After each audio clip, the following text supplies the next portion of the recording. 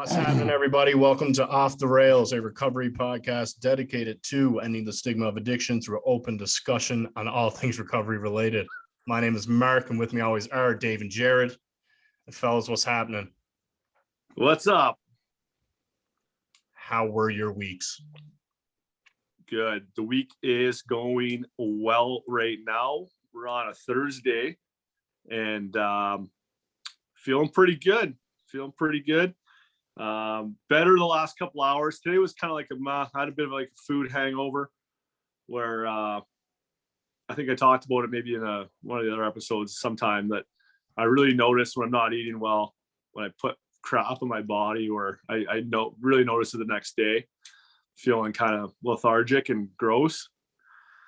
And that's what I did last night. I was in town and I had some A&W for dinner and followed it up with a bag of chips, and I felt it today. But I got back out to the cottage, went for a walk. The sun's out. Took the boy Duke for a walk, and coming around here. So yeah, it's been good. Other than that, was on the ice a couple times again this week, working with a goalie for my team, doing some like private lessons with him.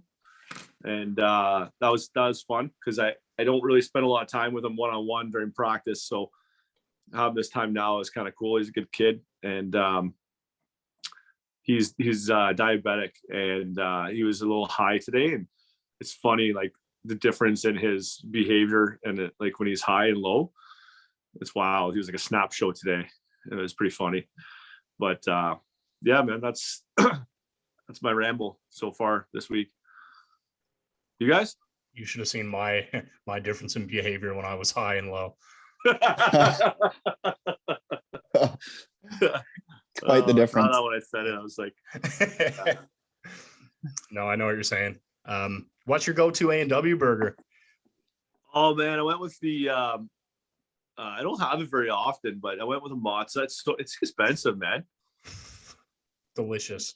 Yeah, So matzo good. burger, onion ring, and a root beer was like $16 or something. It's outrageous. That's normal now. So yeah, man. Like, Crazy. well, I went to the grocery store to get like one of those like hot prep meals or whatever, like kind of like better for you. And it was like shut down. They didn't have anything. So I was like, oh well. So I left, and then that was on the way by. So I stopped there. It's a Mott's burger onion rings. It's gold. What's that? I love that. I fucking love Mott's burgers. Me too. Yeah, it was good. pretty good. Not gonna lie. Jared, how was your week, man? Awesome. Let's Great. hear about it. Pretty well, just the same as every other week. No, I had a consult or whatever with my therapist that Bree booked me in on, and it was actually awesome. I booked an appointment for Sunday. Pumped about it. She was kind of telling her my story, and she was a recovering addict herself. It's kind of like good things are happening and weird things happen for a reason. Been a good week. And I got like a few gifts this week from the sky, I think. Sweet. I'm here Like, for this. I got an email from CRA saying they screwed up my taxes and they owe me money. Like, when does that ever happen? Nice. They owe me like $2,000. Like, that's kind of cool. That's a gift. Just snag it. They What emailed else? you that? Yeah. Was it one of those ones? Did they also threaten that you're going to go to jail and ask No. for your social insurance number? Yeah. No, it's like if you go on your Like the CRA, Nigerian prince that's in my family. if you go onto your account, Okay. it's in your mailbox on your CRA account. Oh, I was kidding. Yeah, that was pretty cool. that's sweet. What else? Wrapped up a big side job. Pretty pumped about that. Did that last night. Finished it finally. Golfing Saturday. Pumped. Yeah, therapy Sunday. Family Sunday. Yeah, it's been a good week, and I'm excited for the rest of the week. For once, it'll be a good subject for me today about the interview, because my mental health has been in the dumps for a few weeks, but she's a she's getting back up there now with all these gifts that I just keep grabbing. Sweet. I love that. Any Starbucks this week? Starbucks? Yeah. No. Oh, I was just wondering. I bought Starbucks. I thought Tim you were Horton. a big Tim- Starbucks guy. I'm like getting off the coffees kind of and like transitioning to Red Bull. And it's I gotta like go back to the coffees. Okay, yeah. How many Red Bulls a day? A couple. Yeah. Yeah, I was doing two of the big ones a day for a while. And the crashes are just unbelievable. But sometimes You cut down the Red Bulls, Mark? I have. Yeah. Yeah.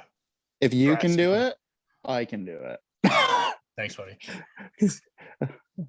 I did enjoy the fucking the diet Red Bulls. You know, the thing with Red Bull, I was thinking, it's like, you know, that like I think it's, for me, it's like I just always need to feel that little bit of different, and a Red Bull will make me feel that little bit of different with being sober. So it's my addictive personality just getting addicted to things again, but at least I can realize it now. How, like, I never would have thought I would say I'm becoming addicted to Red Bull, so I can admit it. That's the first step. It's the first step. No, but you know what I mean? Like, you probably Yeah, I know, know. Mark, that, or Dave, that little feeling of your body feeling different. Yeah. Like, even Well, shocker. I do really enjoy stimulants. yeah, me too. This just So, This just breaking news. Yeah. So I noticed that, and I noticed that like I'm drinking too many Red Bulls. I'm like, fuck this. So cut down. Yeah, It's wouldn't it be a pretty- shame if like we all got sober, stopped doing cocaine, stopped drinking, and then died of a heart attack from a can of Red Bull? That would suck, wouldn't it? All that work for an energy drink. But Yeah, I don't. wouldn't be good. No. no, Yeah, I don't know if I agree with that. It would still be worth it for the last year of my life. You know, I'd rather die now from a Red Bull than like continue going how I was going. If that makes sense. oh, I know, Yeah, I didn't mean it. I didn't mean it like that. I meant Yeah. like, wouldn't it be a shame though? Oh, it'd be. Well, I weird, see yeah. it as like a. Be very ironic, Dave. You know what I I mean? had a question this week, and it was, why does Dave eat so many Halls on the bench? Oh, really? Yeah. Huh. And I said, I think it's because he doesn't chew anymore. Is Yeah, that an well, accurate answer, or can you answer that question for? It's I don't know, like it so I started chewing the Halls like before I ever chewed tobacco. Like I always started chewing tobacco, and I always did like the little bandits. I didn't do like the loose stuff because it made me want to throw up. But when I first started coaching, it was like, oh, I think why is because I couldn't chew gum because my jaw is all kind of messed up, so it clicks a lot. And I got punched in the face a couple times, and so I always just like had Halls, and then it's just like that nervous, and you're on the bench, you just like nervous. I'd eat a whole pack. And when I was in Richmond Hill, my manager would always, like, before the game, would just like hand me a pack of Halls right before I went on the bench, and I would have like the whole pack in a game. And then when I was chewing, I would chew on the bench, because I could swallow that stuff too, because it's not like anyways, I'm cutting some of this stuff out for sure. Sorry for laughing at that one, man. That was funny. But anyway, so I guess it's kind of just my bit of my addiction right now is just my Halls. So I have them on the bench all the time. That's not too bad. It's like my safety net. I don't know. That's good. I enjoy nice Halls every now and again. What flavor do you like? Oh, good question. I like the black, like the really the strong ones. The black ones, yeah. I just go with the cherry. Yeah, I like the yellow ones. Yellow's good too. Yeah, the vitamin C ones are good too. Oh, those are delicious. But I try to go sugar-free ones at least. You know, Sweet. don't want that. Don't want it. Body's a temple. That's a fact. How was your week, Mark? My week was sweet. Yeah, I don't know. Worked out every day. No, I never. I don't even know why I said that. I missed 2 days at the gym this week. But I worked out today and Monday. I don't know what the fuck I'm getting on with today, man. I'm all over the map. Volunteered at the soup kitchen. Love that place. Got a tattoo. That was sweet. Got my cricket and heat press going. So Yes. stay tuned for some t-shirts, guys. Oh, yeah. Yeah, life's good. Love the podcast. Love the episodes we had this week. And with that, we could probably transition into our last episode. Yeah, man. Yeah. I missed that Allan. one. Jared was Allan. making that moolah and missed it. And we had Allan Kehler, and he was sweet. Super nice dude. Has that that energy that seems to come by a lot in recovery. And just like an incredibly good human being. Yeah, he's awesome. And I don't know if anyone recognized, but when we were talking, it took me a little while. I'm like, that voice sounds so familiar. And when he was doing some of those voices, you know, at the start, even when he's like, Mark, Dave, good to be here, is like dead ringer for Dan O'Toole, like his voice. Oh yeah. I was like, it took me like a while to figure it out. I'm like, oh yeah. Yeah. So, but yeah, he's awesome. And yeah, man, I hope he comes up to the Sioux and does a talk. It'd be nice to meet him and shoot the shit. But That would be sweet. What did you like about it, you boys? Tell us. Jared, what did you like about the episode? Mark? Oh, okay. Well, glad you asked it. I liked everything about it, man. I started reading his book. This bad boy, Mental Health. Nice. Sweet read, man. It's basically just like a bunch of dude stories. The men is different than right. It's like mental health for men, and different like guys' stories about dealing with mental health struggles. And there's like a common theme through it is that it gets better when you when you actually ask for help and you admit that you need to get better. You know, that's when you start seeing results. And they're able to talk about it now, and they're all in better places. And it's just super, super cool to read. So recommend that book, 10 out of 10. Yeah, go ahead, Jared. No, you go. No, I insist. I was just gonna say I watched it last week. I got to rewatch it again, but I thought it was amazing, that episode. I was pretty bummed I missed it because it was so good. But it was like I kept wanting to watch. My attention was just like drawn to it, full attention. And I think you guys did a great job with that. Yeah. And yeah, I don't really have too much on it to say, other than I like how he talks about men's mental health so much. And his story is pretty cool too. And from where he was to where he is now. There's a sweet quote in his book. I turned the page, like I copied the page. So it was like, in the University of Saskatchewan, one of the guys shares his story, and he was a professor there. So he says that in a study in 2016, or a survey out of students of University of Saskatchewan, 10% revealed that they contemplated suicide in any given year, which is insane, right? There's 18,000 students at that school in any given year. 1,800 of them are thinking about suicide, right? So that's that's an insane stat. That's crazy.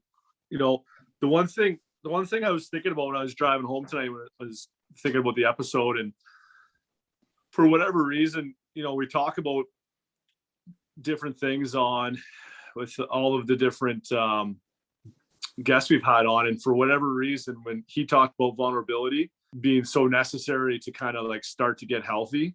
And, you know, it goes for addiction, but it goes for anything, right? Mental health in general, depression, anxiety.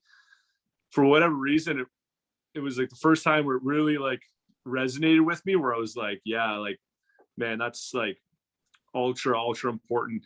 And then it just led me to think, like, I know other people have talked about it on episodes, and that's what I think is cool, is like, the more you listen to, you know, whether it's our podcast or like different podcasts or whatever, like someone can say something and maybe it catches you on a certain day, or it's the way one person says it, you know, it could be the same thing.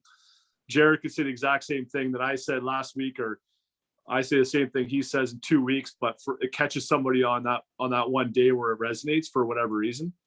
And I don't know, I found that it just really came crystal clear when he was talking about it. And maybe it's his delivery and the way he set it out, but I don't know. That's something I thought was really cool. Man, that's a sweet point, because he talks about how he had that one person come up to him, right? And then he like broke down in tears. And you know, sometimes like I beat myself up a lot, and even with like our podcast and stuff, if I'll be like, I'd like for it to get more views, I'd like for this, blah blah, I'd like for more subscribers. But to be honest, like as long as you're making a difference in like one person's life, and like we're making a difference for our life, like that is what matters, right? Yeah. It really, that's what it's about. And it's like helping people, and it's not really about like getting a shitload of views and stuff like that. And you know, if you can help one person, then it's fucking worth it. Yeah. And also too, like it helps us as well as much as it helps other people, which is great as well. So it's like a win-win situation. Like the amount of messages I've gotten asking people, or for people asking just for a little bit of advice, is just astronomical. Like I just got one on my way home from work today. Sweet. And I just direct people to the podcast, or just kind of give them little bits of information. Like I'm no genius with it. I'm still early and I'm struggling myself still, but if I can give a little bit of advice to someone to maybe just light the candle or whatever, then I think that's pretty cool. Yeah. And even like, yeah, like, remember how Jim Thompson kind of talked about it, Dave? And he's like, he kind of planted the idea he mentioned. Yeah. That's kind of like if you can plant Planted the seed, right? Where you can be like, Yeah. man, it's okay to go get help. Right. So even if people are like contemplating that they have a problem, and, you know, or they're struggling with their mental health or struggling with addiction, and they're even contemplating, you're like, you know what, it's fucking okay to just like ask someone for help, then that's really what matters, right? Well, So then when it comes that time, they're like, you know what, fuck it, let's get some help. and that's a good point too, because like I was thinking about that as well, and planting the seed, and the more you talk about it and breaking down that you know, how we talked about like that man in a box, and like how you know, in general, men aren't supposed or raised not to show emotion or, you know, ask for help and whatnot. So for me, when I think about, like, we talk about being vulnerable, but someone that's going through it, like when I reached out for help, I didn't think to myself, oh, I need to be vulnerable right now and ask for help. I just kind of finally had enough and decided to ask for help. So Yeah. like you said, like planting that seed that people know it's okay, that's what eventually will let someone be vulnerable. They're not going to be like, oh yeah, Dave, the guys on Off the Rails said I need to be vulnerable, so I'm going to be vulnerable now. Yeah. Right. So that's a good point. Is just the more we talk about it and the more we plant the seeds, then you know, it'll just come for hopefully some people that need it. Right. Yeah. And Dave, weren't you like 8 years from the first time you kind of reached out for help to the second time where you actually did something about it? Yeah. It was like, it was roughly 8 years. I don't know exactly, but it was something like that. Cause it was after I was drinking a lot in that basement apartment. And then when I got punched in the face that one night, and then I was like, maybe I got an issue here. And then I ended up going like 3 months without drinking after. So I thought I was like, oh, I got this under control. And then you kind of just slowly start back, and then, you know, get back in those routines. And then some other stuff happens in your life, some traumatic events or whatever. And then you go back to that same coping mechanism, which is, you know, drinking again and burying it down. And then it just kind of it didn't get any better. That's for sure. It definitely got worse. So I would suggest not waiting.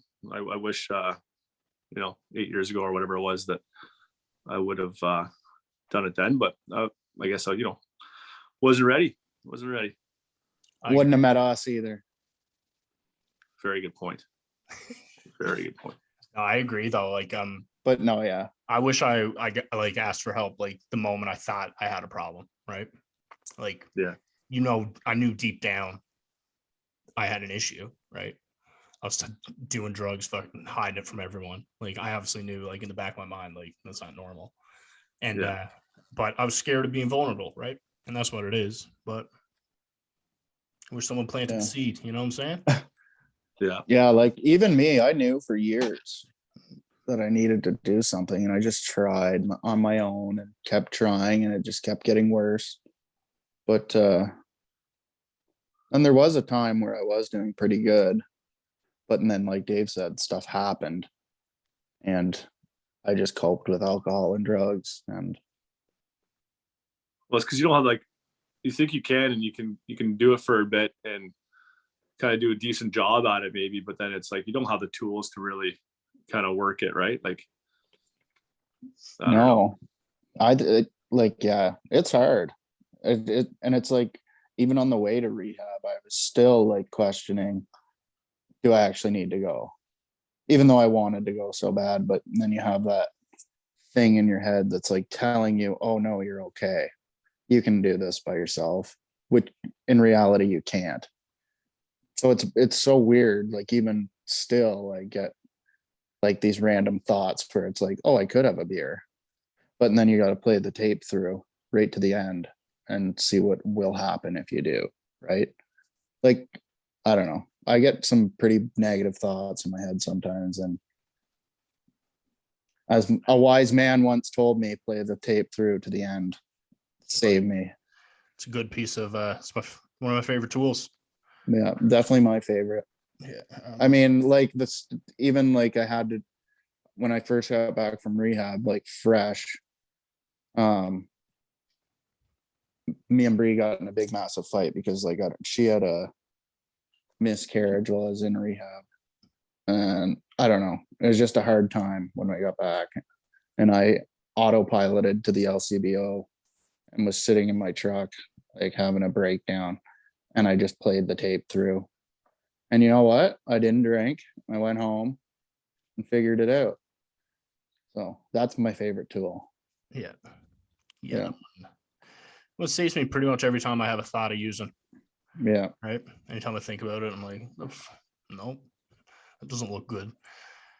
Right. I'm starting to have these dreams now where I'm like, crack a beer and I'm about to take a sip, and I wake up, and it's the nights where I forget to set my alarm, and I wake up and it's time to go to work. It's like another gift. It happened this morning. Yeah. That's dope. But it's like weird. I don't know. Weird things are happening, I guess. Man, lately I've been having dreams where I don't do drugs, and it is super chill. It's been a while, but I've had a couple drug-free dreams lately, and let me tell you, it gets better. They get better. They do. Maybe when I'm in, I hope when I'm in the same month of recovery as you, let me know. Maybe that, yeah, maybe it's a thing. Like after 7 months. Yeah, 7 months you getting your normal dreams back. That'd be cool. Yeah. Shit. Yes. Also, okay, so we're talking about mental health with Allan. I found I could not really work on my mental health until I got sober. Yeah. How do you guys feel about that? Yep. I agree. I'm still working on it. Are you? Fuck yeah, every day. Got to. Yeah. Have to, man. Like, yeah, you can't right? We talk about you can't expect to fix what you put your brain through, and I think everyone should work on their mental health, even if it's just the tiniest little thing. It doesn't hurt to work on it. Absolutely. I think you're bang on. Like, you're never gonna stop. You never should stop working on your mental health, right? Like, it doesn't matter if you're, in recovery or not. It's huge. It's something we don't do a lot of. I know I don't or didn't anyway. But That's why I'm so pumped for this therapist appointment, because I'm like, I just can't wait to just go vent and just be like, why? But I just like these thoughts that I'm having, and just I don't know, lack of confidence, I guess you'd call it. You want me to send you my affirmations? Sure. Okay. I'll do those. I got you. I'll send you some tonight. Awesome. See, and I also think another great thing is to have a core, like some guys that you can just trust to talk to. Like we talk offline and talk about shit. And I would like Mark. if you're struggling, find some sober friends that you can talk to. It helps. And you can talk to us if you ever want. Do it up. Yeah. I would like Mark to send over voice recording affirmations every morning. Oh, I got you. I got both of you. Yeah, Can you start doing it? Yeah, every morning. Yeah. Easy. You are worth it. You are a beautiful person. You are worthy worthy of happiness. I actually have the affirmations. It's called I Am. It's the I Am app. Okay. So they pop up on my phone all day long. Sweet. Good shout out to I Am. Yeah. We'll get that I was gonna say there, Mark. One thing you mentioned too when we were chatting was that we didn't get into too much with Allan, but he kind of mentioned it quickly. Was the gambling? Remember he had mentioned that, and we didn't really get into it, but yes.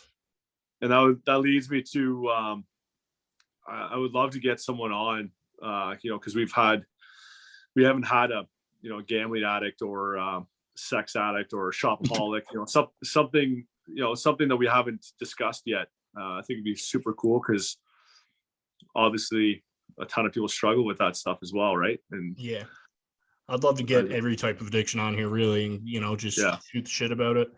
I'm talking gaming, like gaming. Eating disorders, right? Like that'd be cool to hear, and talk about. Yeah, that's how you work towards a solution, I think. Yeah. Mark, you remember, was it you in rehab when I was like, oh, I'd be sick if you could do Proline or something. And you're like, well, just go to the store and get them. Or someone said this. And then I was like, yeah, I should. And then they're like, you're in rehab and there's gambling addicts here. Dummy. Yeah. Was that you? I wouldn't have encouraged you to go to the store because it was my second time there. I think Mark was the one calling you a dummy. Yeah. Yeah, maybe. That seems like something I would have said in that context. But I don't know. It's things like that too. Like I don't, like, even myself, I didn't ever realize the addiction aspect in gambling or sex or gaming or any of that kind of stuff. Yeah. Man, I didn't realize like the cross addiction in between them. Right. Yeah. Like when I would drink, I would go or do drugs. I would go and get like, I don't know, you wouldn't call it gambling, but I'd go and get like hundreds of dollars worth of scratch tickets. I think you call that. I would call that. But like every time, Bree, I'd be like hiding scratch tickets. Nice. Bree would be like, I'd wake up, I'd be like, she'd like pull out scratch tickets, and I'd be like, where were those from? Yeah. Like not even remember. Trying to make all the money back you spent, and you just spend more and lose more. Mm-hmm. Yeah. I would I'll get gas and play the slots. That would be a thing. So I guess there is some cross addiction there for me. Oh yeah. Especially when I got a Bodog app. Yeah. That one was tough. But yeah, I deleted all that stuff. Yeah, no doubt.